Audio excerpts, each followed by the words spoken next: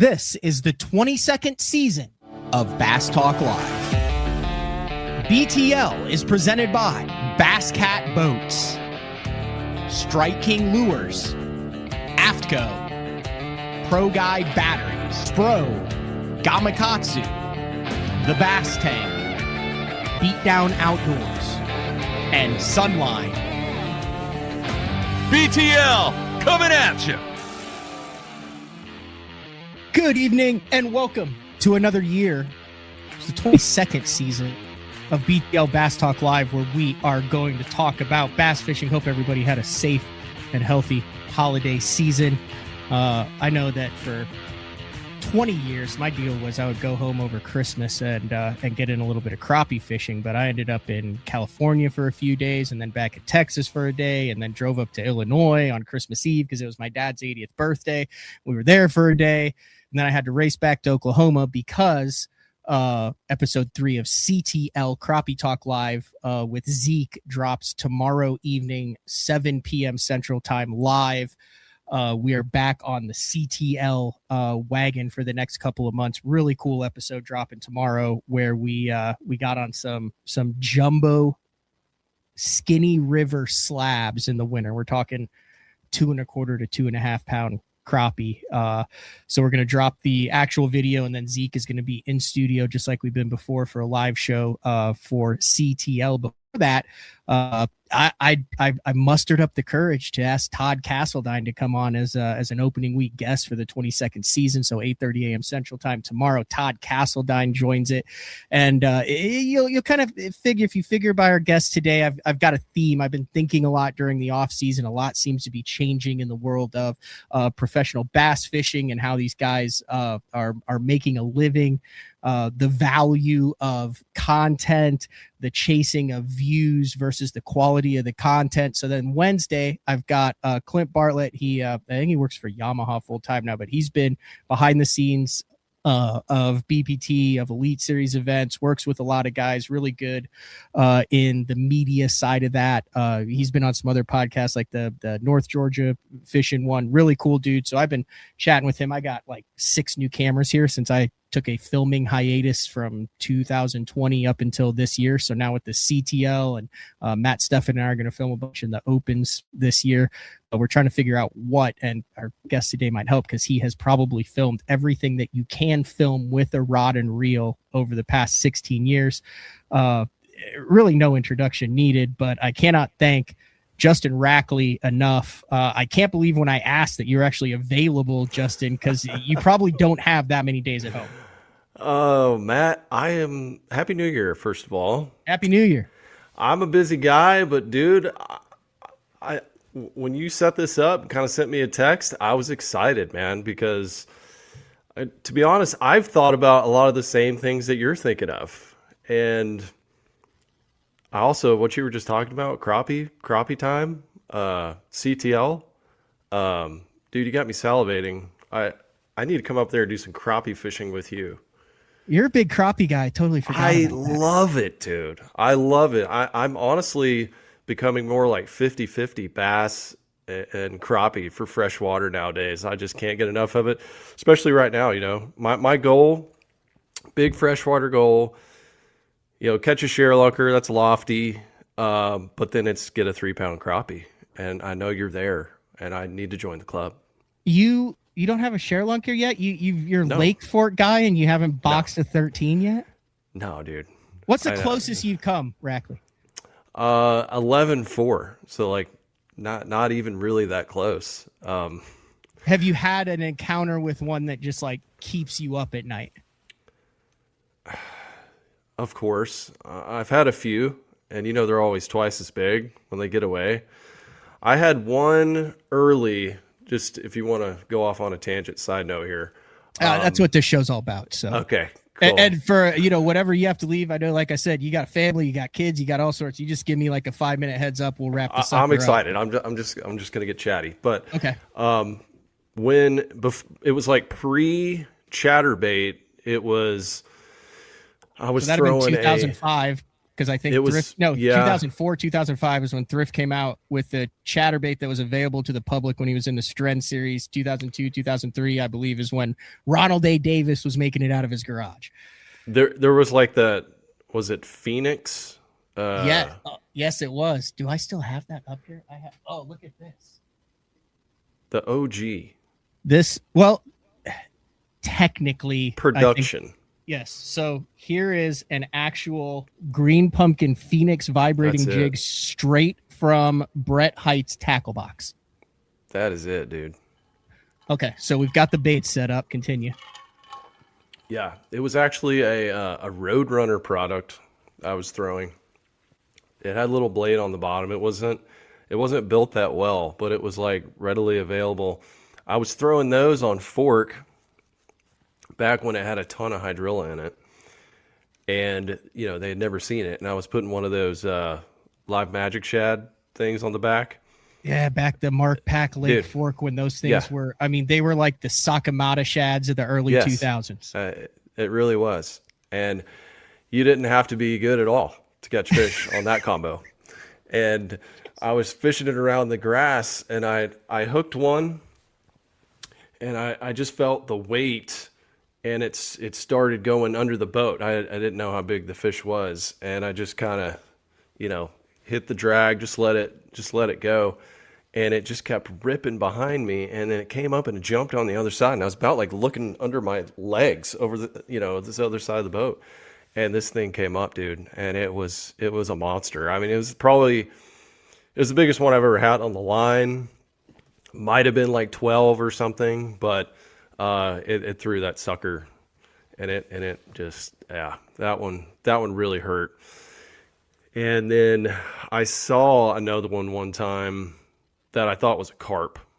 It was in the spring, and I saw it, and I was like, there's no way that is a bass. And it was kind of near a stump, but it just had a weird look to it. It was so fat. And as I got close, I spooked it with the trolling motor, and I was like, oh yeah, that was a ShareLunker for sure. Oh my gosh. Yeah, but never to be seen again. And then me and another guide one time on fork worked on one that was, probably 12-ish all day, and both just flip-flopped on it, couldn't get it to go. So yeah, that's it. I've never had a ShareLunker, but the pursuit continues. How much time are you able to actually like dedicate to it during prime time though? Because I mean, you stopped fishing, like you stopped being what I would call like a serious tournament bass angler in like 2012, 2011, somewhere around there. Yeah. And I film a lot of, out of state stuff too, and multi-species. I try to park it in Texas in March and, some April too. But yeah, probably a solid 3 weeks in the prime. Like I'm out there probably 3 weeks, going around a bunch of different lakes, and it just hasn't happened yet, man. But one day gives me something to look forward to. And the crappie, I am pushing hard for the crappie. Yeah, I have 1 3-pounder. I caught a 307 last year, and like I pulled it up to the surface and lost it first time. And I mean, if you watch CTL and know what it's about, I like no bones about it. We've got our live scope set at 50. We hunt them. It's like deer hunting. You then zoom it into 30. We got 15-foot rods. You throw it on bait casters with 18-pound test, 2X hooks. I mean, we're head hunting out there. You're going heavy, 18-pound tests. Yeah, with a 24th ounce jig. Okay, yeah. Have you seen how this is done, Rackley? I've seen those big poles, and it looks crazy to me. I have a 12-footer. I can't imagine like a 14, 15. It's nuts. You're gonna have to come up and do it. I do, because when you see one, it's like seeing like a 10-pounder on a bed, because it's like you can see it and it looks like a big one, and you're like, oh, there it is, and you see maybe 2 or 3 a year when you're doing it. But no, so it was a passion project. So I'm doing 10 episodes with Zeke Anderson. He's like the Paul Elias of the crappie world. He has 14 crappie for like 42 pounds something on Granada. It was over a 3-pound average in Crappie Masters. So he has like the all-time weight record. And there's Lord.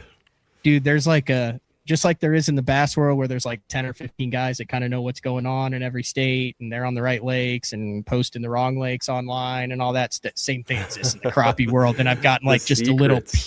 gotten a little peek into it. And it's like, oh my God, like, you know, like I'm all about a 2-pounder and these guys like start at 280. Dude, that's where I'm like refreshed in fishing over the past year or so, getting into crappie fishing, because I'm learning so much and it's like a different world. It's like I'm tapping into another system on these lakes. It's like, you know, there's 1,000 glitter sleds running around, you know, trying to catch a 13-pounder, which I'm still one of them. But and then you've got this little world where you've got these guys with these long poles out there, and it's less pressured, and it's just at least where I'm at, and it just feels like, oh, this is a whole nother world, man. I get to tap into this, and it's so exciting, and I truly love it, and I love to eat them too, so it's great. But I think episode 4 is going to be a catch and cook, which I believe you may have been one of the originators of the catch and cook on YouTube. Am I right on that? I don't know. I guess I was probably in that early circle. You guys early had to circle. have been. I mean, yeah. It has become highly popular, I guess. I mean, you know, people post videos of just like eating anything because it gets clicks, right? But crappies. Can you guys eat a muskie? Yeah, a muskellunge did get eaten. That's frowned upon, but I'll tell you. Except in the state that you were in. That the specific body of water, we were in Maine, that specific body of water used to be full of trout. So it was like a lake that was all native trout, and they've pretty much all but been eliminated by the muskie that had gotten in there somehow. I don't know if someone put them in there or like a beaver dam broke or something and they got in there. So it kind of destroyed the trout fishery. So in that case, it makes it like less hurtful. And they're small. They're not big. I wouldn't eat a big muskie, but I got to tell you, delicious. A northern muskie, that cold water, a small one is nice. It's good.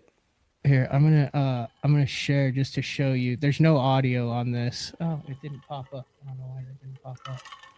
Oh, there it is. I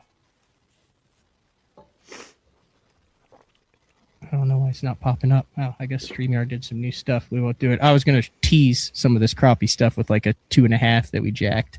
There it is, right there. Oh, sweet. So there's like the long rod. We'll see if it'll work. A deck full of long rods. Yeah. So like there's that fish down there in like 14 foot of water. So we found it. The blob, the pumpkin. Yeah. So there's 2 things. So that's a weight above it. So it sticks out in the shad. And then you literally like try to find the little 3-inch area where that sucker will bite. Look, I'm tapping on his rod right there. He's yeah. Whack! Oh, God, that is fantastic. Yeah. Yeah, that is fantastic. Just an absolute slab. Dude, that is so fun. I had you have an open invitation. I'm doing, like I said, I'm doing 10 of these episodes. We've got 3 in. If you want to hop in on one, we're doing 3 different states. We're going to end it on Gunnersville. And the quest is to catch a 3-pounder, but educate bass anglers who don't hunt during the off season on how they can go do this for like less than $500. Those rods are only like $130 each. Yeah, and it is. It's unlike it's like unlocking another part of the lake you didn't know, and it's so fun. And then you see these floaters, like the winter floaters, and they're just everywhere. You know, just hanging out over the creek channel. You just put the trolling motor down and go. So I love it. But I can talk all day about crappie. Last time I had you on was a number of years ago. You'd had your head cut open and were recovering and had all sorts of health stuff going on. Like, is that 100% done in the rearview mirror? I know I fished against you and seen you a little bit. Yeah. Seen you a little bit around West Fish with Zaldane, but how are you on the health front? So last time you saw me, I got cut open and then I had some radiation therapy. They got these crazy technologies now. And they stuck like these lasers into my brain. Randy Block, I would hate that. Gamma knife is what it's called. I don't know. And so anyway, it's supposedly stopped the growth. I had a tumor. It started growing again after I had it removed. Got the gamma knife treatment, and so now I just go in like every 6 months or so, get a scan, and I'm good to this day. So yeah, hopefully old Willis, my tumor name, never comes back. But and you have kids? I got kids, man. I got a 7-year-old and a 4-year-old. So it is wild. They're getting to the dangle age. We got a little pond in the back with some bluegill and stuff, and so it's a different phase of my life for sure. Going from hardcore tournament fishing and all that, and now I'm soaking in the little parts of life, and so it's been great. And getting them into fishing and hunting is cool too. So yeah, it's just a different phase. Yeah, I got married 2.5 months ago now, and I had, sir. Yes, thank you. 41 years old, first time, no kids, but I've known you since back in the Texas A&M days when they put us on. I'll say it. First show, the word I'll use a 4-letter word. The first show, the shithole that Lake Louisville is for the national championships with Wade Middleton. I mean, still there. It's still there. It's still shitty. But I remember I saw Chip was at the wedding there, and I was, fish with Chip. Jordan Nichols there. You were fishing there. Had a good run. Did you win one? You won one of those out of Louisville, didn't you? Yeah, we won one, and then got second in one as well. And I had like a little Louisville run. Fished some bass champs and some fun tournaments out there and stuff. Did okay. Made some checks and stuff. But I don't know, man. This last few years, it still puts out some big fish. But my goodness, it's just not. It is not like it used to be. You can say that at like a lot of lakes. But. Yeah, but I say that to say, so we kind of on the same path, and then got into the industry, and like there's a big difference, and you probably realized it a lot sooner. But when like you're in the fishing industry, but you don't have like a defined role in it, but it's your living, and you're like totally chill with it because you're like, dude, I'm making this work. I'm doing it. I get to hang out. I get to do cool stuff. I get free stuff. I can't believe I get a paycheck for this. And then it kind of becomes normal. But then there's that moment when you have like responsibilities to other people for your job that is undefinable. Like, do you remember when you hit that moment? Because it seems like it happened really fast back in that 15, 16, 17 time frame. Yeah. Yeah, like going from this is cool, but if it doesn't work out, I'll find something else, to like, I'm married, I'm having children, this has got to work. Yeah. That was around that 15 to 17 area for me. And I actually had a like, I guess you'd call it more legitimate, industry job. I was in sales, selling Shimano products. I was a regional sales rep. And I kept, I was doing YouTube on the side, and I kept getting stopped at like on sales calls where people were like, hey, I've seen you're that dude, you're that guy that's, doing the fishing videos and stuff. And it just kept happening for like a year.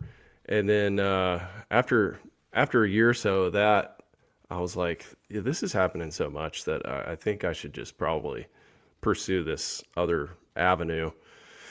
And still seemed really edgy, real scary at the time, but I'm glad I did it now. But I think I've done everything in this industry except win a big tournament. Yeah, I've done it all.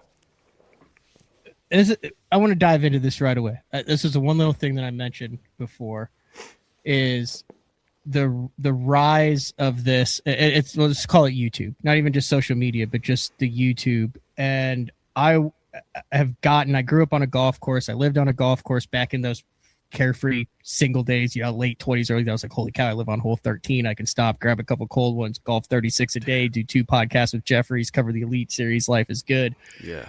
But, I mean, whether you're talking good, Bob Does Sports, the Brian Bros, the DOD King, Busta Jack, like I know them. Like I watch this stuff and I have conversations with other guys who are in the industry. And the one thing that has stuck out to me that I find interesting is how rapidly the mainstream golf, we're talking the PGA and LIV, and the major companies like the golf clubs, the golf balls, all that, and then a lot of the big time golfers, Bryson DeChambeau, but there's still a ton of guys that like jump on their channels. You see what Phil Mickelson had done. And I sat there by myself late at night watching it and wondering, why do you think, and see if this is your take, but why do you think the mainstream golf, which is much bigger and much huge $1 billion industry, accepted the social media, the YouTube, the content, the entertainment golf? It seems like 500% faster than they did the fishing side. Like you guys took a lot of crap for it. Like Milliken wasn't taken serious. Like there's a bunch of the fishing thing. It was like a stick, like stay the hell away from them for a long time. And the big companies, we don't have to go into that. It's well documented in a bunch of, you guys have done podcasts and talked about that and done shows on it, but it just, have you noticed that? Am I wrong? Do you have any insight on that? No, you're 100% correct. I think number one, it was later in the game for social media. So I think all companies were accepting and utilizing some form of it, maybe not influencers yet, but it reached a snowball effect where companies were like, okay, this is a thing. It's not going anywhere. This has to be jumped on or dealt with or done. We got to do something in the space. So I think golf, the rise of the golf influencers, that was later than fishing, at least to my knowledge. Yeah. Like that was really COVID era, post COVID era in my, like when that kind of took off. Yeah, the outdoor explosion of everything outdoors. So there's that. And then also, just like some inside baseball on like good golf. Those guys were working in our same space, like in our same office for a while. And our old manager, Matt, who loved golf, it's been like a huge passion for him. When he left our group, Guggen Squad, golf is like his passion, and we knew these golf guys and stuff. So he had already proved the model and was able to, I think, convince some companies pretty early on, like, hey, this worked over in fishing, golf shouldn't be any different. And my buddies text me all the time, like, dude, have you seen what golf's doing? Golf's like doing the same. And I'm like, yeah, I know. It's explosive. And there's obviously the golf industry compared to fishing industry is so much bigger. But yeah, they latched onto it quick, and I think it's for the better. They're seeing some success with it, So this is me just talking off the top of my head from what I've kind of seen. I don't think good exists if Guggen Squad didn't exist. Is that a fair statement? In the sense that it was. Like, I think there's some loose, without really going into a wormhole, I think there's some loose connections there. You mentioned it on This Works where that works, but like the parallels between early good, early Guggen, the houses, the products, the challenges, the groups, the influencers, all of that. Like, it seems like a really good blueprint that you guys laid Fair assessment, fair notice on my end. I would say yes. I feel yeah. I'm saying I don't want to take credit for their success. I am saying that. I'm just saying you just have to validate that feeling or say, nah, you're barking up the wrong tree. I think the model was tested and proven. But even before us, shout out to Hector at Optic Gaming, he was like the OG for, in my circle, forming a group of gamers to do that kind of thing and getting sponsors into the gaming thing. You remember gaming back in the day was huge. We kind of followed that same model for fishing. And then, golf is the next thing. And I remember filming with, some of those golf guys early on. And it was, you could just see it. You're like, dude, you're going to explode. Like this is about to happen just because knowing there's so many more golfers. I would love to know the stats. Maybe you know the stats on golfers versus fishermen. Seems like everybody golfs. It does seem like there's a lot of golf. Do you think that, you've seen this from every specific angle on this, though. I am of the opinion that the tournament bass world is much smaller than the average fan realizes. You've seen it on the inside. You've seen it on the outside. Is that a fair? Like much, much smaller. And I'm not saying that's a bad thing. I'm just saying there's not a million people that are tuning in to watch the Elite Series every single day on the live stream and stuff. Yeah. And that kind of stings to say, because that's our world. But I felt like when I was younger and I went to like an Elite 50 event and I met these guys and I watched the tournaments on TV and, I'm watching Zona and interacting with all these guys. I thought it was so much bigger. And then when I actually started, fishing more tournaments and interacting in the industry, I'm like, wow, this is small. There's really not that many people in this thing. So that is a bubble burster. If you go working in the industry, it's cool because everybody knows everybody, but it ain't a big party. It's a small get together over here. So that's just the facts. I admire, I see guys that you've worked with over the years. Like I walked into like a freaking Love's the other day and I'm pretty sure it was that dude's beef jerky that was like half a freaking wall on it. And I see beefcake. I see a bunch of other things, but I struggle with this as doing this at 41 too, and haven't done it since I was 22. Not the maintaining the passion. Like I've never gotten burned out, which is weird, but like maturing with it and understanding what it is. And like I'll occasionally jump on and watch some of the Guggen stuff, and you're like working with like young 20-year-old dudes who are like it's the coolest, biggest thing they've ever done in their life, their first like major trip, and you're kind of like the linchpin that's like keeping the whole ship afloat, it seems. But then like 10 years ago what it was, you're still older, but like has it been an interesting kind of maturation and process of kind of finding your way as an influencer and with the Guggen Squad stuff let's face it, like you're 41, like you probably don't want to be doing like Barbie pole challenges like you were like you probably don't want to be doing like we have to eat a whole ham every time another guy catches a fish, like that type of stuff, know? But I'm just saying, like ham, no, John B, I think I've seen this do the exact same thing too. But the progression has been interesting to watch the progression.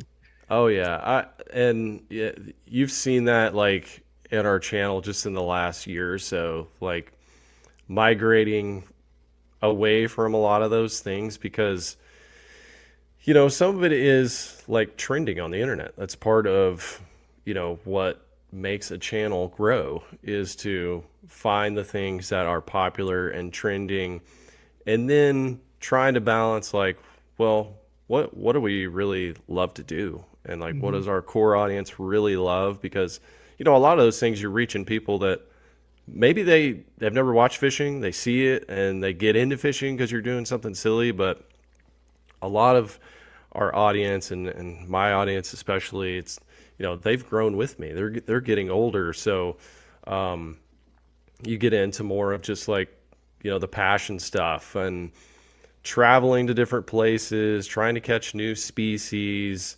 those types of things. Like those are kind of our hardcore principles now. And I love doing that stuff. Like I still love traveling and fishing in new places and hunting for that matter too, going and doing that type stuff. And I think a lot of people like to see that. A lot of people like to see their hometowns too, their cities on display and where you're catching fish in those areas or their lakes. So,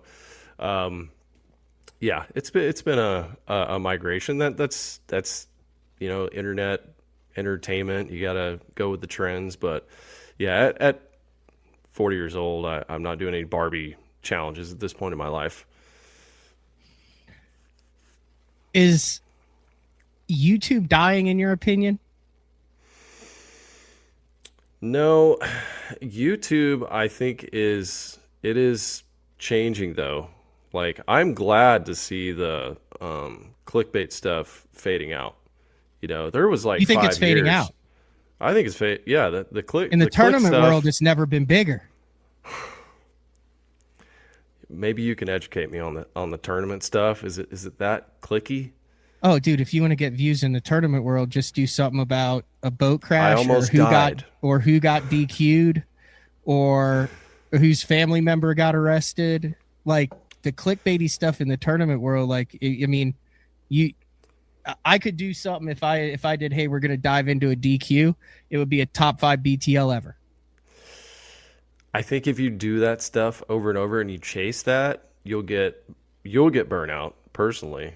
Mm-hmm. And then the audience will just expect more and more carnage and, shock type stuff that they'll just get, they'll get burnt out if you're like, here's my 3-pound crappie, Yeah. So what were you talking about then as far as what the clickbait stuff that you think is kind of trending out?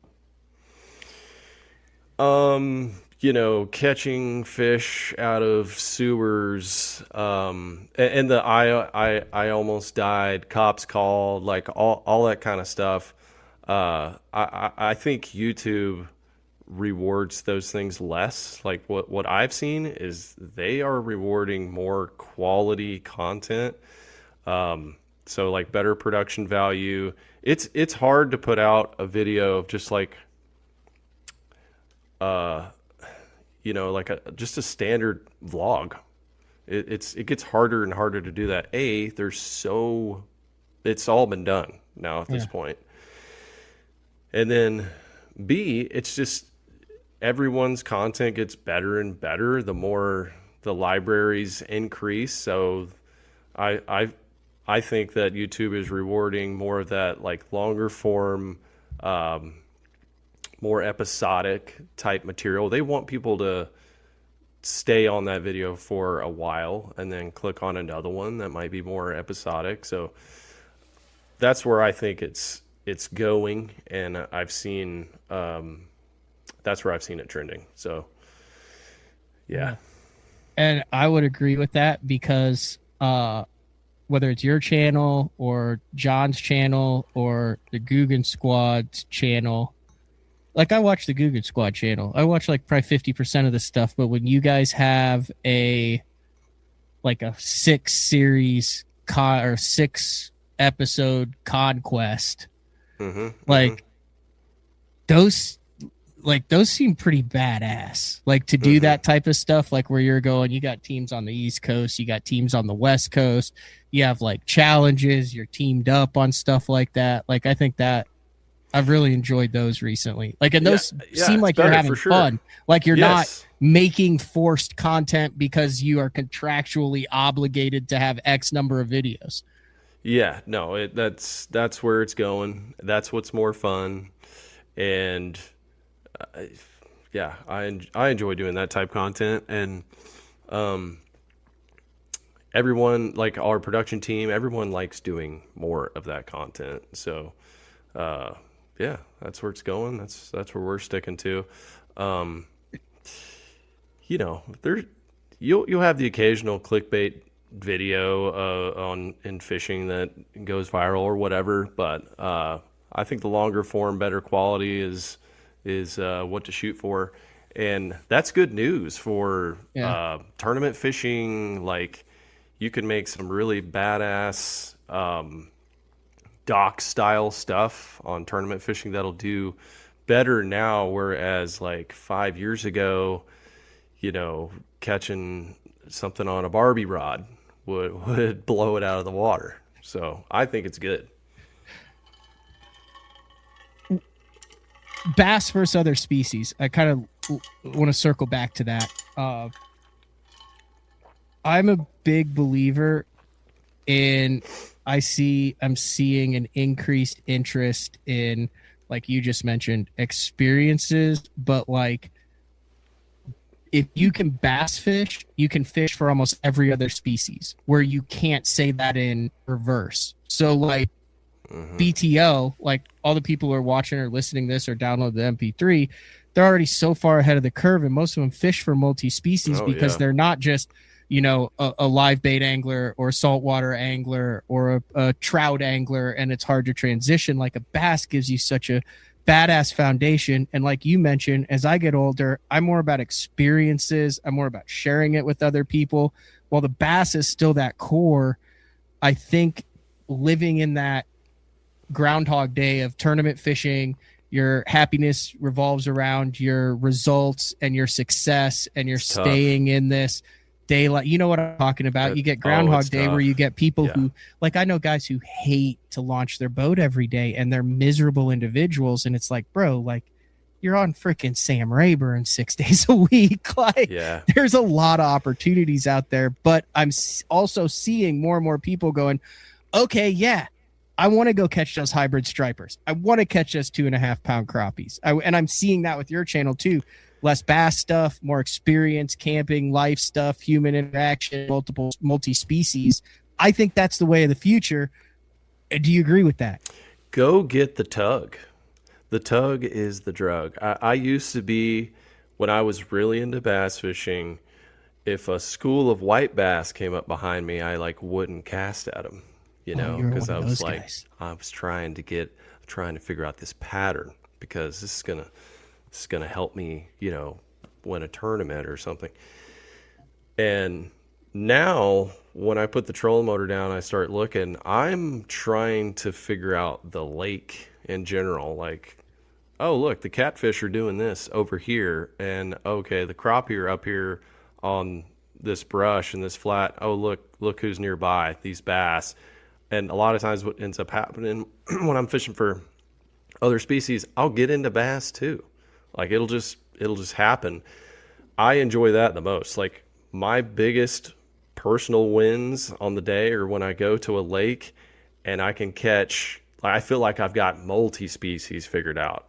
I can't go anywhere and not get a tug on the end of the line. And I carry all kinds of rods to catch fish, not just the bass rods. So for me, that's more fun. And I like traveling too. And like you said, the bass fishing gives you a great foundation to go catch just about anything. So it's just exciting. You get those skill sets. A lot of times you have the same lures. You can go catch a lot of different things, and it just feels like you can't lose, because when you pigeonhole yourself into just bass fishing, sometimes bass don't want to bite. It's really tough, where you could be missing out on a great bite on something else. And I found that I'm really engaged, and I remember what I love about bass fishing after I've been doing something else for a couple weeks. Yeah, I think that's how we all started. That's how I started, was fishing ponds, and if I got a catfish, I was excited. If I got a trout or anything. And so, now I feel like I'm getting to relive some of that excitement from my childhood, when whatever was on the line was pulling, I was excited about. So I just love fishing in general. And haven't ever gotten burned out. But, maybe I would say in the tournament thing when I was like just getting my ass kicked. That's when I was getting. Wait, you mean there's another option? I'm not aware. I thought that was tournament fishing. Dude, it's so hard. Like, props to the tournament guys that figure out, that go on a run, man. If you get on a run and you're doing well and you're winning some derbs, like, that is so hard to do and maintain. And I think that's I almost got in there, Matt. Like, I almost had enough success where you were very successful. You're a in. very talented angler. You had the national championship. You did well in the PAAs. Like, I mean, I think, all of us around in the college looked at you as one of those, like Brandon Card was around kind of that time a little bit and stuff too. The Lees were later, but I think we looked at you as like one of the guys who like, oh yeah, Rackley's going to be a professional bass fisherman. I mean, I know I did. I appreciate. You had like a boat deal, didn't you? Have a legend. You had a boat deal. You had you had all that stuff before everyone else. You'd won the national championship. You were very successful. You're down in Texas. You had a YouTube channel. You had a nickname. Mm-hmm. No one had a nickname back then. I had a lot of blessings, but I think the biggest blessing was getting my ass torched, and then realizing like, oh, I need to figure out something else that can maybe be a backup. I've always wanted to be in the industry ever since when I started watching tournament fishing and seeing like the world around it, and then going to Lake Fork and seeing the whole community around it, like a whole city that's literally just about bass fishing, and seeing that pumped me up. And that's where Lake Fork guy, the name originated from. It was the first time I really saw like, oh my gosh, there's a whole town that literally this is it. And so taking the shellackings just helped me realize like, okay, I should probably get a little bit more adaptive. And so that's what I did. But if I would have kept, getting a derb win like once or twice a year and getting up there and then getting stuck, at 35 or 40 years old, like it'd be tough to transition to what I'm doing now at this point. So is there still like 1% of you that's like, you know what, maybe like if the stars align and there's like one or two that like are up my alley, I might just go like see if I can have 3 good days and make a classic? No, not even close, dude. And I see how good the guys are now too. And I was a little salty back in the day, but now I know I would get destroyed. And if I wanted to be successful, I'd have to just be an asshole. I'd have to just dedicate solely to doing that thing to the point where I would abandon my other responsibilities, and I don't want to do that. So I'm happy I'm where I am, and if I do a derb, it'll be like a buddy derb. It won't be an open or something. Not a serious like go out and try to prove something open. No, and the guys in the opens are freaking studs. I mean, there are studs all over the place. Yeah, man. The guys who win make it look. I mean, it's like that in any sport. Like, I mean, you go watch tennis or you watch a guy throw a football or someone who can do it. Like, the whole point is they make it look easy. Like, you go to an NHL game and you're like, oh yeah, they're like all the same speed. They're all the same size. It doesn't look that bad. Get on the ice with you put one little. It's the same thing in fishing. It's just so hard because there's no like intangibles. Like that's I think also the thing that draws so many to it. So many people who watch it. So many people who follow it because they feel like. I mean, it is one of the only things like on any given day you can go out and compete with the best in the world for a short time period. And you could beat Van Dam 1 out of 10 times in his prime. I'd beat Van Dam 1 out of 20 times in his prime, but that's why it's an 8 season. And that's why everyone values Angler of the Year. Consistency. I mean, we'd be 0 for 7 billion against at any other top echelon sport. Like there would be no physical way you could actually beat him. Yeah. It's a tough field, man. It's a tough field, and this is a beaten horse, but the rise of electronics too. Like, I've yes, I can catch fish on live scope, but like it's a whole nother level at this point. So, and yeah, I'm not. Oh, I'm I'm not there. so deep in that wormhole, dude. Like you don't even want to know how I'm sure deep that's I like am in half that. your conversations is It's live. more. It's probably 80%, and it's. I mean, it's like, dude. I counted. I think I'm up to like 160 bags of Sakamadas right now, and I just found 8 more and ordered them yesterday. And like I'm paying like $9 a jig head now, and Tickling minnows. I've gone through about 6 different loop knots. I mean, it's bad, dude. And it's like you are I'm deep. 3 years into it. Let me make this point. So just like in the fishing, I feel like in the content creation, and I'll go so far as to say podcast. I don't care if I piss anyone off on this, but I feel like that is a very underappreciated skill, and technology has made it so accessible to everyone that there's been a lot of jockeying for position and rethinking strategies. Like, okay, when BTL started, Jeffries was on the phone with some dude in Great Britain.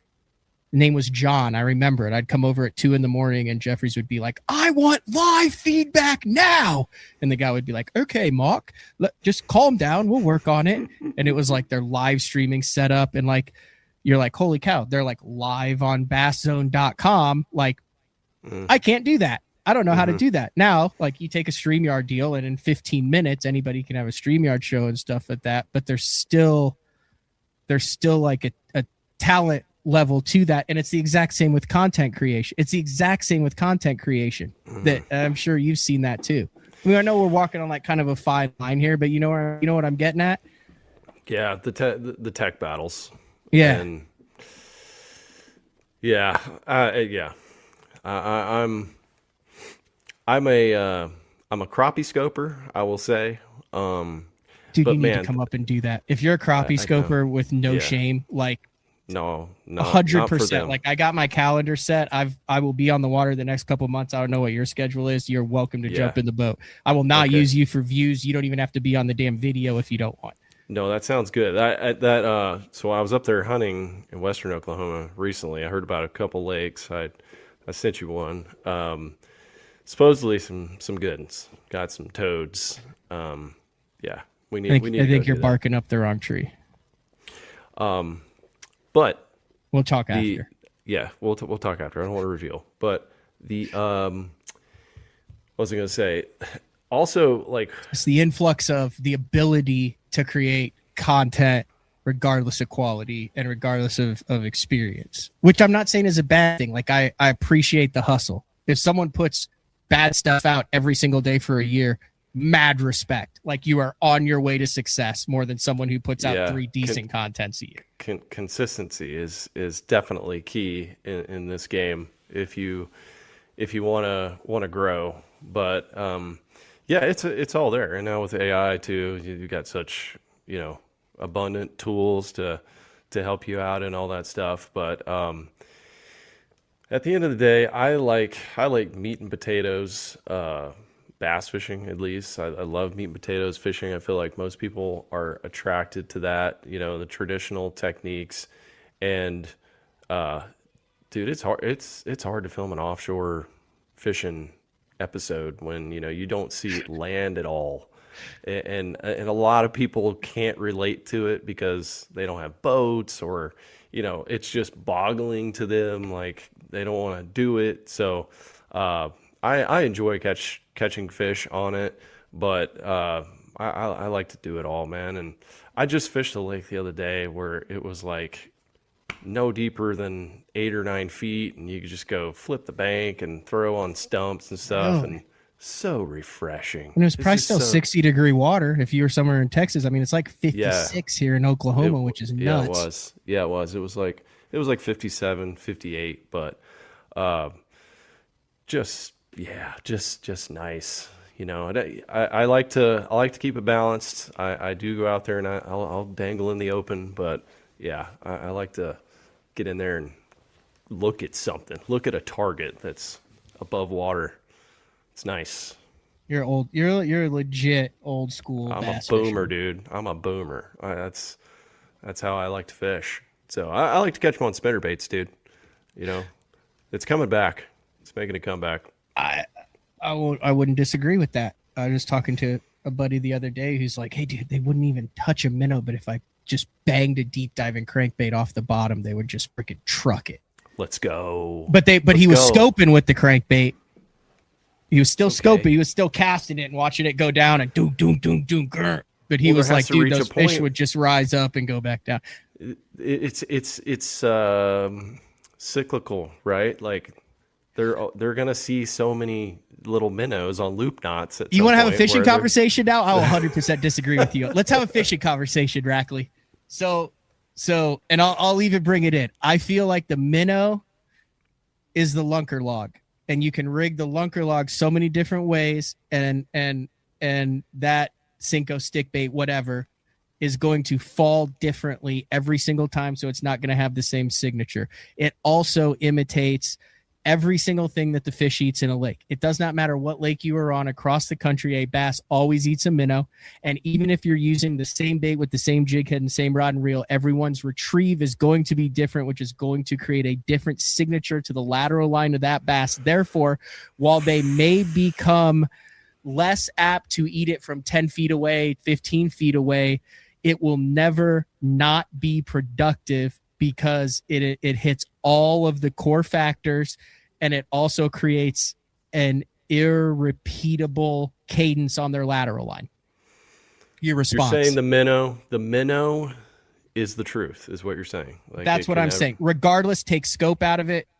Regardless whether you're blind minnowing or real minnowing, whether you're on Pickwick and you're on a ledge, I would rather put a 7-inch sock on a 7-gram head on a shell bed than slow roll a Kitech or bounce a crankbait or stroke a preacher jig because of what I just mentioned.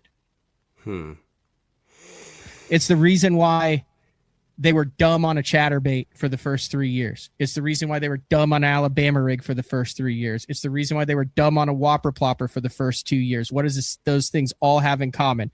Repeatable vibrations that are the same to the fish, that it then triggers the response of flight. The minnow can't do that. It's the same reason why when Gary Yamamoto molded a Bic pen in 1987, it's still just as effective now. All right, you just went into a wormhole that I feel like I've just been out debated. I can't even respond to the minnow must be the best. It must be the best. I will say, I can tell you're not a minnow fan. Bring it. Come on. Tell me why the minnow is not the end all be all. It's not that it's not good. It's just not fun. Like, I want something that I can feel the thump on the end of the line. I will say that crappie fishermen figured this stuff out before anybody. Like, you know, throwing a crappie jig and catching giant bass is nothing new. It's like bass fishermen just molded into the crappie world, but they don't want to fish for crappie. Actually, you know who figured it out first was the slider dude out on the West Coast. Slider worm? Yeah. That thing like that would old head? Yeah, that old head would just... My dad used to talk about that. Was that a West Coast thing? I believe the slide is... help me out here. I think the slider is kind of a West Coast deal. Yeah, you're right. That thing's been around forever. So... But I'm also still in tournament mentality, which you are not. So if I was in your frame of mind, I would almost certainly be in your ballpark where it's like, oh yeah, it's nice to throw it every now and then and catch a giant, but like I would rather. I want to throw a spinnerbait on a log and just feel it just disappear. That's and fishing at if you're going out there to enjoy fishing, you should throw what you want. I mean, obviously in tournament fishing, you have to catch the biggest fish and get on the best patterns. Or do people even fish patterns anymore? Or is it just target individual fish? Is that most times the pattern is the middle. It's just the middle of the lake. Depending on the time of the year, primarily the pattern is the middle, loosely related to channel swings and major points. Yeah. If it's that type of derby, Rackley. My gosh. See, if I went and fished a tournament now, dude, can you imagine? But if I had a nickel for every time someone said, like, what were you fishing? And I responded with the middle, it would be probably more often than. Dude, this sounds ridiculous now that I'm saying it out loud. Probably more often. That's such than a not. derb response. Like, I was just fishing the middle, just out there in the middle. But the goal is to catch fish. I'll fish where the fish are. Right now, there's a lot of fish in the middle, Rackley, is what I'm saying. Maybe there is. If we had done this in April, May, June, it would have been a different answer. Dude, I think they're out there all the time. Like, just, scoping around for a couple of years. It's like, I think some of them just don't even go up there. They're just out there chilling. So 100%. You mentioned a couple of things that there were that you wanted to catch a 13, you wanted to catch a 3-pound crappie. It shocks me that you have a bucket list in the United States. Because let's face it, like, you have put yourself in position due to hard work and foresight to have a lot of opportunities to do cool shit. Mm-hmm. Mm-hmm. I've done some cool stuff, man. Yeah, but do you have more, do you have places in the United States that are still on your bucket list where you just lay there at night and you're like, I can't believe I've never been? No. Honestly, I love whitetail deer hunting. I love crappie and bass fishing. And those things I can do. I've decided this in the last few years. Like, I can do those things until I'm dead and be quite content. I love mixing it up and traveling and go catching alternative fish, seeing new fisheries and all that. But I don't go to a place and be like, oh, man, I know they've got, giant stripers here, and I'm going to try to catch this, or some saltwater species. I just take whatever it'll give me in those traveling places. But freshwater, I do have those are my goals, and that's great for me because it's less expensive to go travel down to Lake Louisville instead of Australia. But that's where I'm at, man. There's a ton of places in the U.S. that I haven't gone to. Trout fisheries, I've gotten into fly fishing in the last couple of years. Part of the experience is just going and seeing the places half the time. So, and I've also gotten to a point in freshwater where I feel like I'm putting enough time in where I think something good is going to happen, but I'm not going to stress myself out, not going to kill myself over a 13-pound bass, but putting some time in. So I think Bacharach's your best. There's obviously a couple lakes in Texas, and then Clear Lake's making a comeback now, but day in and day, I just got back from Bacharach. Have you been to Bacharach? I've been to Bacharach once. Tell me, how was your experience this last time? Well, I threw a minnow exclusively, so it wouldn't have been a good experience for you, but it was fantastic for me. I caught a lot of fish in the middle. Dude, I've heard, I have heard that a lot of guys go down there that they've been, they got scope down there now on some of the boats and stuff. Yeah, Josh has them down there at ProBat. They sponsor BTL. I could take a BTL group down there. I'm not trying to freaking church it up like they sponsor it, but it is super badass. Was it dumb? Okay, so yes. So I had an 11-11, an 11-1, a 10-9, a 10-4, and a 10-1. And the first day I was throwing 12-pound leader. And I had, I've had fish break me off and stuff, but I haven't been owned by a fish. I've been owned by, I have 2 fish. One on Sam Rayburn and one on Leech Lake. It was a giant smallmouth and you got your fork story. Mm-hmm, I've got a Rayburn in an open where I'm I'm in the brush pile. And then I realized that wasn't the brush pile. It was just the fish. And then it came up and I'm with a 60-year-old who goes, oh my God, that's the biggest bass I've seen on this lake in 35 years. And I can still picture it was one of those eyeballs that you're how are those still attached to the head? Oh yeah. Golf ball eyes. Yeah. And then it was just the low slung belly. And it's you can catch the big fish but move them, but those fish that are built like that, it literally feels like a cinder block. It's like, yeah. And I'm in like an a rug. open. I'm in an open. I get it out. It's jumped twice. I was throwing 14-pound test. I had upped it to a 3 drop shot weight. I was on a drop shot, and I'm like, I literally remember my great dude. He goes, "You got her now, son." He's Rayburn dude. He goes, "You got her now, son." Like, I mean, I'm 2.5 minutes into this thing, and I'm thinking, I'm going to have to send like a fruit basket to Mark Tyler because he's no longer going to have the biggest bass in Bassmaster history. Wow. And it like goes down by the boat, and it does that one thing that they always do where they go just under the center of the boat when they dig, and it changes the angle of the hook. Yeah, angle change. And when it came off, I didn't even reel or say anything. I just stood, like, I vividly remember my whole body like vibrating. Because I'm in an open, like I had a good bag. Like, I mean, like I am literally in my head going, oh my God, I'm gonna be holding up a 13-pound fish on stage. Like, I mean, this is gonna be magazine cover. Like, this is the pinnacle like of my life at this point in fishing. And I just stood there, and he's like, wait, what's going on? And I said, she's gone. And he goes, what do you mean she's gone? I said, she just pulled off. And he goes, wait, what? And I just like reeled it in. And what I remember the most was I was throwing a freaking robo worm, and the hook was barely penetrated through the plastic of the robo worm. She had clamped onto it so hard, and when she jumped, she didn't. It wasn't the Bassmaster jump. This is how I lost that giant smallmouth too on leech. It whale jumped with its mouth closed. It did one of these. Oh, it didn't. It just hung on to the thing. She just was holding the thing the whole freaking time. I didn't have enough guts to get the hook in it. Now it's true, like what they say, like, oh, you always lose the biggest fish, like fish stories. It's freaking true because it's hard to get a hook in those giants. Yeah, especially when it's cold. Yeah. Cold, their mouth's hard and everything. Well, this wasn't cold. This was like June. Like it was on a freaking brush pile, like swam into. I mean, like it was like 2022, I think. I mean, I still cashed a check in the event. Like it was just that fish was the difference between like 20th and second. That was wow, dude. That hurt me listening. To that. Back to Bacharach.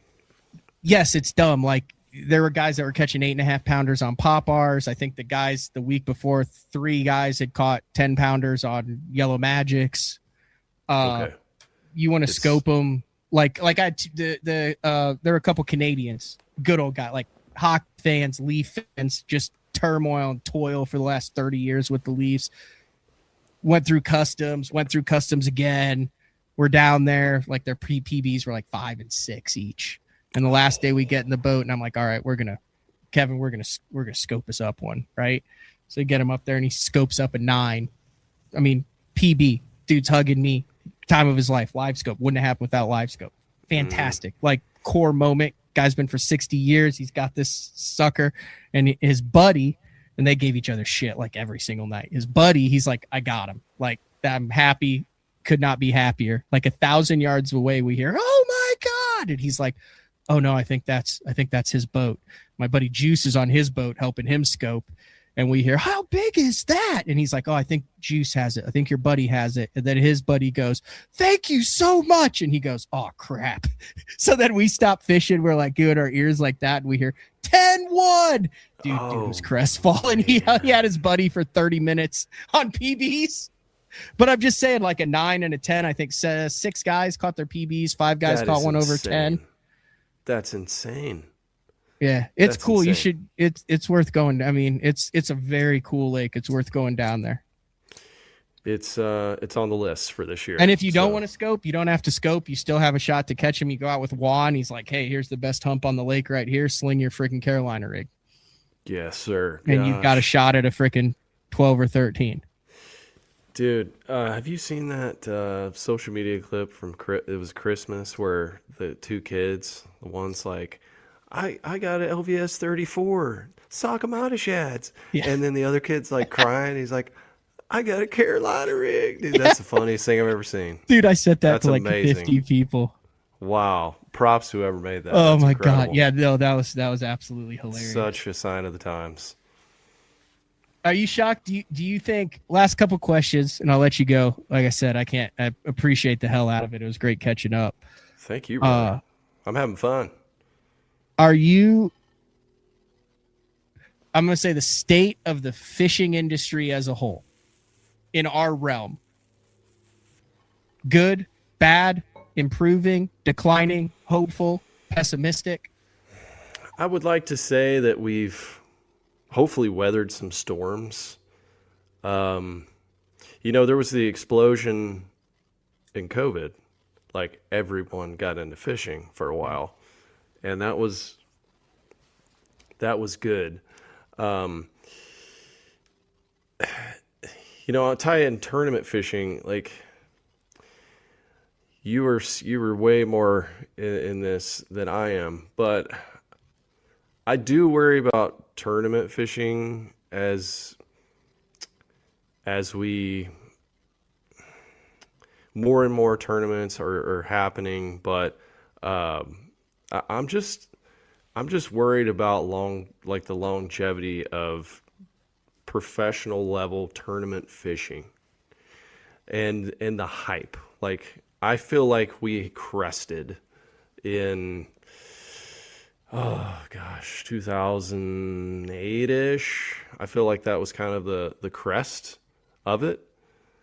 Okay. And that brings more people into fishing in general and just that whole world. I'm not in that world, but it's a part of what I do, and it brought you in. Your obsession with tournament fishing, and that is the whole reason why you're where you are today. If it wasn't for that that spark, it would have driven you where you were. That's what got me in, dude. So I still have that. I still have that connection to it where I'm like, I want to see it better, and I don't know. It seems like it's struggling a little bit, and I do worry about the future of that, like how the angler, like getting into it, can survive and make it long enough. It's so hard, man, and everything's so much more expensive now than it was like when I was getting into it, that I don't even know how you do it without like insane sponsors, or just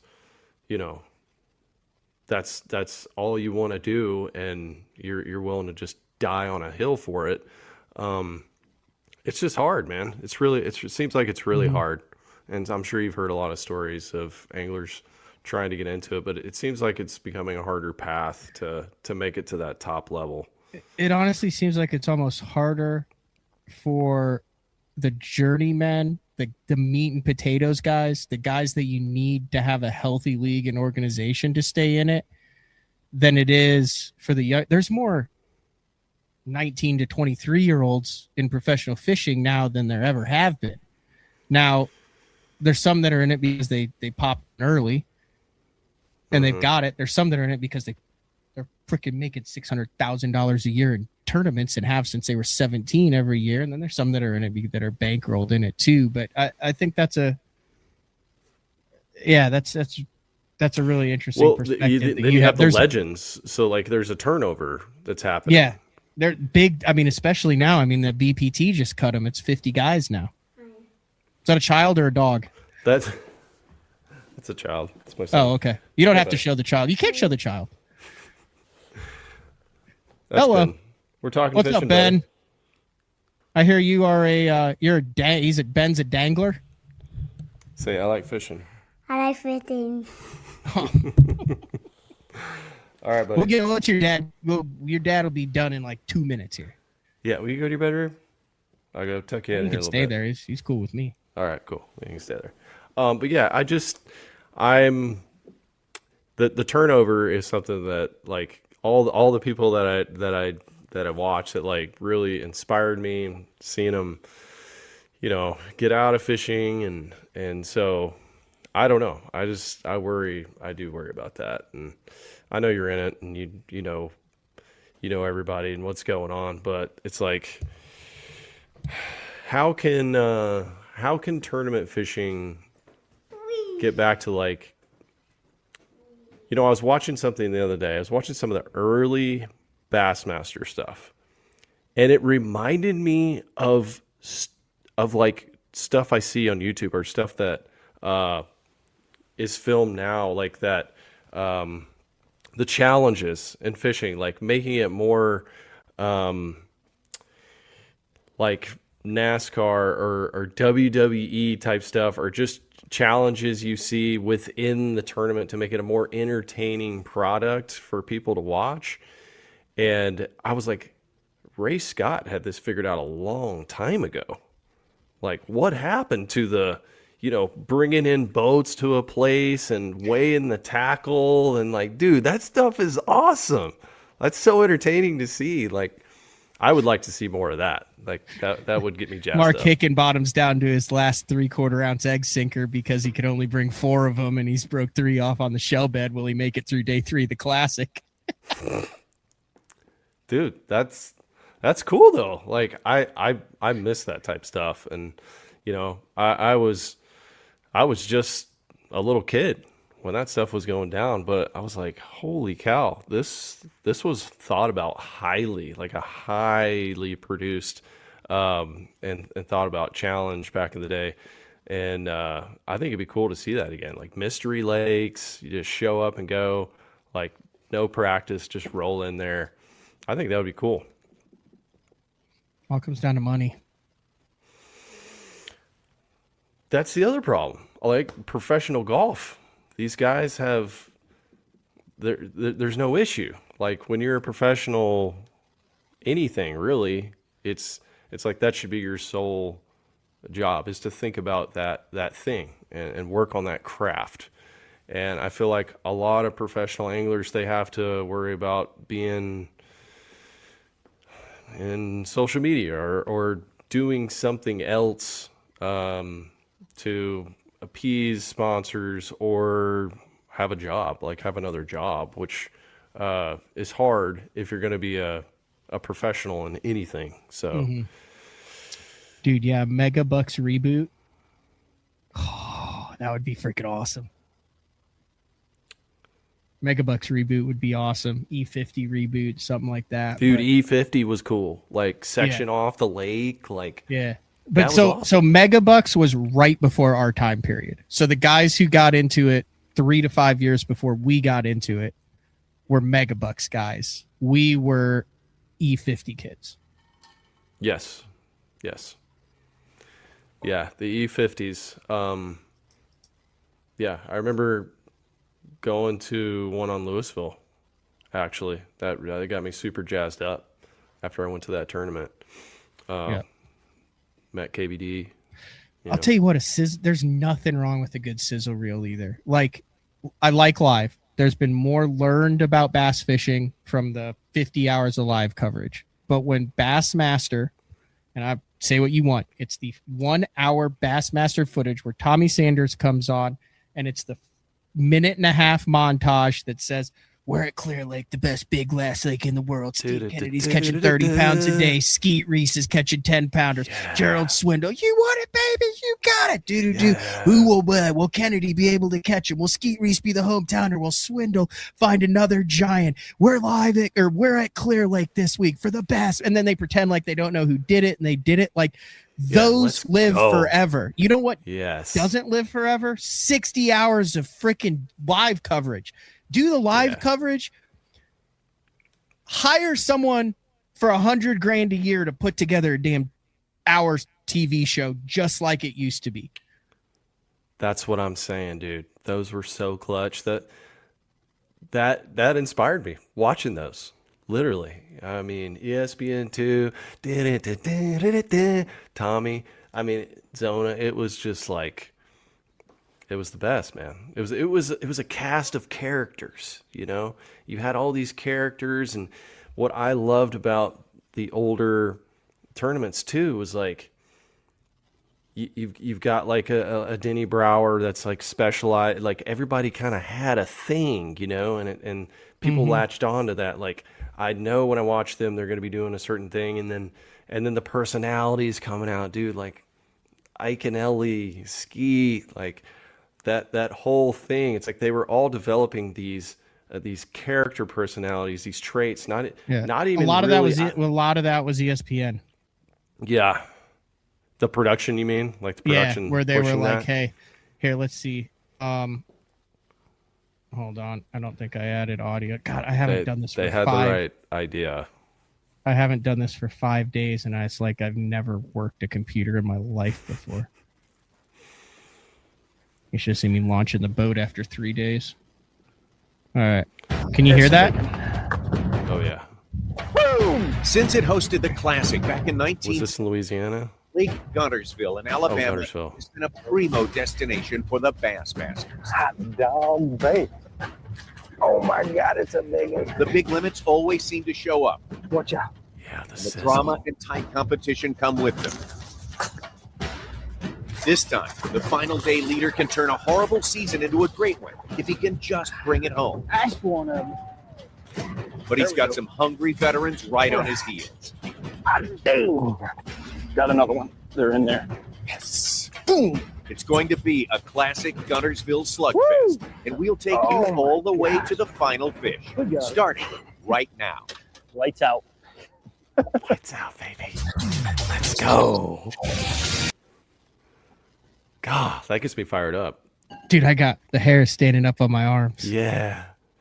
You think that's just because that's our era, or do you think like if they did that Maybe. now, there'd be like a whole generation who gets fired up for that? Or was it because we didn't have the live and didn't know, and that was the only thing we got to see was that 1 hour? Maybe it's some of that. It was a lot of the unknown too. Like I felt like when I was watching it, I could maybe see a pattern I've never seen before. So that you kind of get that on the videos nowadays, but it's like it's stuff that you could hardly even script. It was just like a magic with the anglers that happened on the water that were like, how could this setup possibly so good? So I don't know. I don't know if we'll get that back, but production team crushed it. Anglers crushed it. They were all playing into it too, man. It was all like on the rise. I don't even know if they knew what it was really going to become when it was all said and done, and you're watching the video. Yeah, it was cool. Hella Bass. I was actually on Bassmaster, but Lynn Dollar actually lives like in my neck of the woods, and I have been in preliminary chats to potentially have him on BTL where he can talk about how he procured an archives of 70s, 80s, and 90s FLW and Bassmaster footage on YouTube. Dude. He seems like a very interesting guy. Like I saw a picture of him, and in his like picture, he was like cooking a badass looking brisket. So anybody that's into the brisket game, got to be a good interview, right, Rackley? I gotta say my brisket game's pretty poor, but I can cook a pretty mean backstrap. Really? Yeah. I'm not a hunter, so I have to trade like crappie and perch, like yellow perch and walleye for backstraps. Let's go. I mean, it sounds like a good trade. Me and you. Oh, you probably have backstraps. Yeah, I have a lot of that. I have zero crappies right now. It's time. You know what I have? I have Great Lakes yellow perch.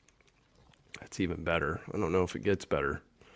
Like No, jumbos, right like all 13 to 14s, vacuum sealed, good to go. I also have Kenai River red salmon, straight from Alaska, that I caught or filleted and then vacuum sealed back in August.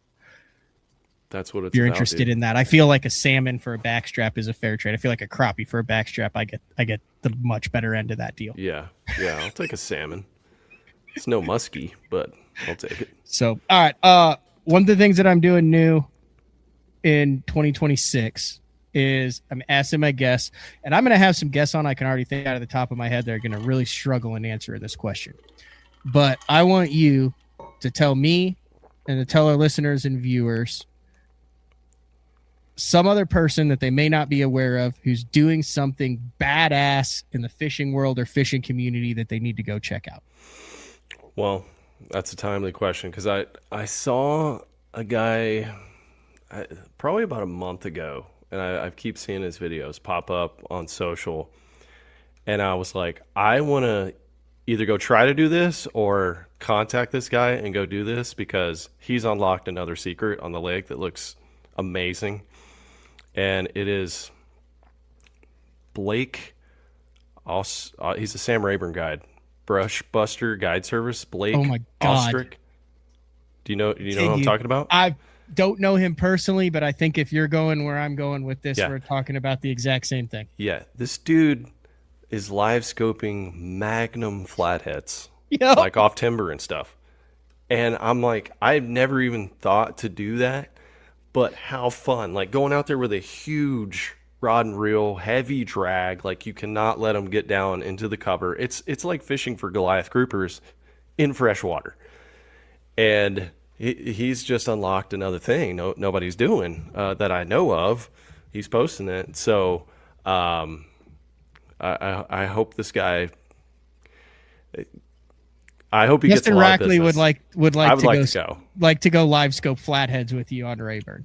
Dude, it looks like so much fun. I gotta look at his. What did you say his name was again? Because I know Blake, exactly. I don't know how to say his last name. Ostrich or something like that. Brush Buster Guide Service, I think. It's on Rayburn. But you got all these bass fishermen, crappie fishermen out there. And he's like, you know what? And he probably does that too. But he's like, I'm going to scope up one of these huge flatheads. Yeah. And then when they hit them, they do not move. They just go. You watch the rod go like, goes, bank.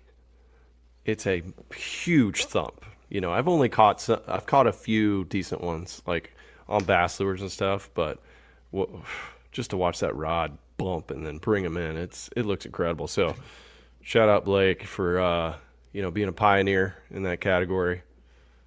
I would say you could. This is the part where you could also promote anything you're doing, but you have 1.04 million subscribers on YouTube, and I don't. So, you might get 6 or 7 tournament guys who haven't watched it if you want.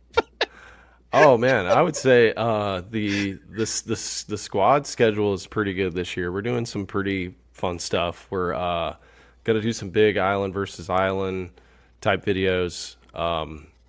Japan, Australia. You're traveling. You have to get a lot of shots. Maybe so. Alaska, maybe Italy for some bass. Do you know where in Alaska? No, and I've never been to Alaska either. You've never been to Alaska? I've never, dude. I know. So I'll be super pumped up. So if you got some knowledge, there's a quote by someone who's famous. I can't remember who it is. I'm not taking credit for it, but the quote is, and I heard it. I can't remember who it was. It might have been on Meat Eater or something like that, but it was one of the famous, and it said, "I'm glad that I never went to Alaska as a young man, because then I would never be impressed by anything else the rest of my life." It was something along those lines, to where like he went later in life, and it was a blessing to him that he went later in life, because it was that majestic and that much better than any other wilderness he had ever experienced, that the rest of his life would have not been appreciated had he known what was that awaited him at Seward's Folly. And look, I'm later in the game on doing this, so I'm excited for that. And that's one of the things I love about fishing and hunting, is it just takes you. You're hitting every into continent. nature. Then. You said Italy, you said Japan, you said Australia. Now some of this stuff is like team, where a team will be somewhere and I might be somewhere else. I don't know. So there's a potential. Flip. Yeah. But Puerto Rico for snooks, tarpon. Maybe Costa Rica as well. So, and then back rack was on the list too. So, I may have to get my dang minnow pole out and do a little minnow jiggling out there. They catch them on swim baits. They catch them on swim jigs. I just want to catch it. I want to catch a 10 on a worm. You could definitely do that. So that was where the free rig is a big thing out there, which is like probably the newest technique that I'm pumped. We're 50-50 on the opens on whether we can scope or not. So like we're not scoping on Grand, and I'm like sitting there, I'm like, okay, like this is a mix between like everything that works on Grand: a wobble head, a Texas rig, a big plastic, a jig, I'm a big fan of the free rig now. Well, stay free and throw a Guggen worm on there. That's all I gotta say. I will. All right, Rackley, I appreciate it. Go hang out with your family. That was an hour and 25 minutes. And I'm serious. Open invitation for CTL. Dude, hit me up, dude. Depending on what you want. Like, okay, like I'll be straight up. I cannot blow out any of these lakes. I don't say like where we are unless it's like a Eufaula or something like that. It's all about conservation. The show is mainly about showing how to do it and giving you the skill set to be able to apply it, whether you're in Georgia or Texas and that in between. But like, I mean, other than that, like, it's fair game. I mean, I watch your stuff. It's not like you're like, hey, here's, waypoints. Yeah, I try not to, especially if it's a smaller lake, but it's a different world. It's freaking wild. It's awesome. I think everybody's missing out if you're not like Zeke doing it. Zeke racked a freaking 197 2 days ago, and as he boat flips, he turns around. You'll see it in this episode, and this vein sticking out of his neck, and he goes, "That's how you get it done." And I mean, just once you hit 40, there's not a lot of adrenaline spikes for the everyday man. You know what I'm saying? Like, that is a gift that we have something that you could get so freaking jacked up about still. I'm glad you share that sentiment. So we should get together and share that pumpness with the world. Because I'll do the same thing, dude. I catch a 2 and I'm fist bumping, man. It's a whole new level I didn't understand. Guarantee almost, you can never guarantee anything in fishing. I'll put it at a better than 50-50 odds that if we get together, you lay eyes on a 250. Okay. All right. Well, I'll have my jigs ready. I'm also just promoting the hell out of CTL tomorrow, 7 p.m. live at Studio Z. Tune in. So. Will. All right. Thanks, Justin. I greatly appreciate Thank you, Matt. Appreciate the time and enjoyed the hell out of that conversation. Thank you, brother. All right. See ya. Hit me up later. All right. We'll do. Okay. I will. We'll talk crappie. I like that. What kind of sheep is that in the background there? The real fuzzy one. That's a Himalayan tar from New Zealand. That was those things are fluffy. It's a tough climb. That's another place I want to go back to and fish. New Zealand. Big trout over there. Right? Mm-hmm. Yeah. Big trout. Yeah. So. All right. See ya. All right, buddy. How do I get off this thing? I've never been do on this. program. He's gone. Just like that. The man, the myth, the legend. I can say all those things. Justin Rackley. Really one of the OGs in this industry in a number of different ways. So it's hard from what I have witnessed, seen, talked with behind the scenes. It's hard to be an influencer in this game where you have to generate views, you have to generate content, sales, and that, and stay out of the crap, the controversies, the chasing the views, and of all of the guys that do this, Rackley does it the right way. And I think that you would be hard pressed to find someone in this industry who has worked with him, who's been associated with him, who's done it. And there's been a lot of crap that's gone on behind the scenes who wouldn't say that Rackley has done it the right way. And I think that is paying dividends now, kind of in the second chapter of his career. So we're going to take a break. When we come back, we'll wrap things up. Like I said, recap what we're doing for the next week. We got some cool things coming in 2026, some opportunities for BTL listeners and stuff like that. So we'll be back in about 2.5 minutes. The new Puma STS has been redesigned from the ground up. With the angler, design, function, and performance in mind, nothing on this new offering was compromised, and the only thing carried over from the previous version is the name. Based on the Soft Touch series hull that started with the flagship Jaguar, this new model is nimble and performs incredibly well at all speeds with either a 250 or 300 horsepower engine. Featuring a new 96-inch wide-body footprint, this hull measures out at 20 foot 7 inches in length. Industry-leading design coupled with tournament-winning performance. The Puma STS from Basscat. Feel the rush.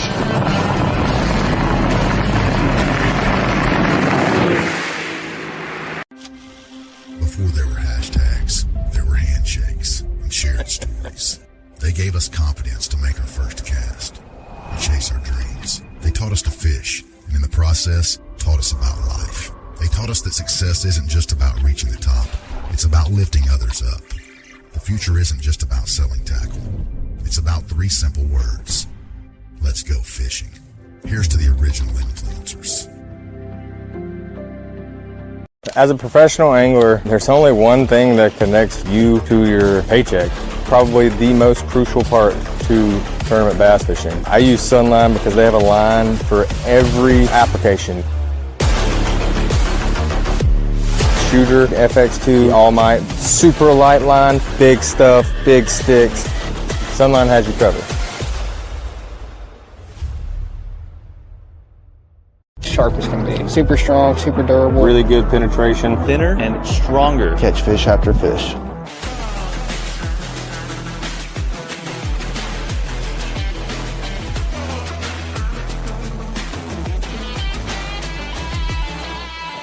I want to make sure that I'm using the best stuff possible. World's finest hook. World's finest hook. Gamakatsu. World's finest hook. When I'm in a tournament, conditions are constantly changing and every second matters. With the Deep Dive app, I can instantly pull up all the current lake conditions all in one spot. So no more looking at weird government websites. In just one quick glance, I have water clarity, water level, wave forecast. It's all right there in the Deep Dive app. Download the Deep Dive app and get all the tools you need to put together an awesome tournament.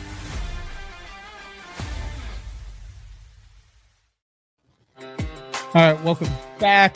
BTL special evening edition, Monday night, tomorrow, 8:30 a.m. Central Time, Tuesday the 6th. Todd Castledine joins, then come back for a double dip of, CTL, something completely different. It's just on the same channel. Crappie Talk Live, Zeke Anderson tomorrow. We talk about catching big, giant river fish.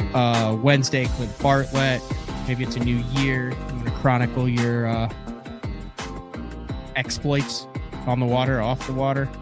Clint's your guy there. Also, I want to get his take on kind of the trends of how people are consuming fishing at the top level. He's deep in the tournament game too.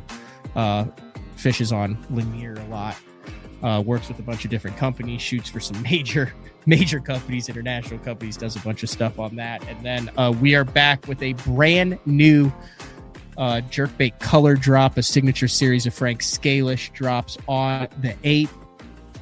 Week following that, I must be in like an influencer mode because Ben Milliken's on BTL, and we will have the long-awaited Mexico episode with Josh. Some of the guys who have been to Bacharach with me. We're going to do an evening show there and give away some stuff as well. So.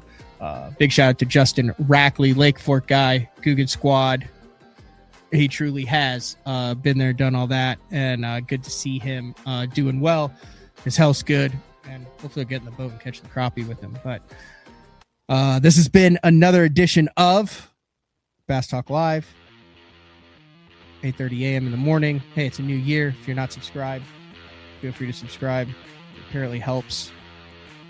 I'm not sure, but everyone else says to like and subscribe.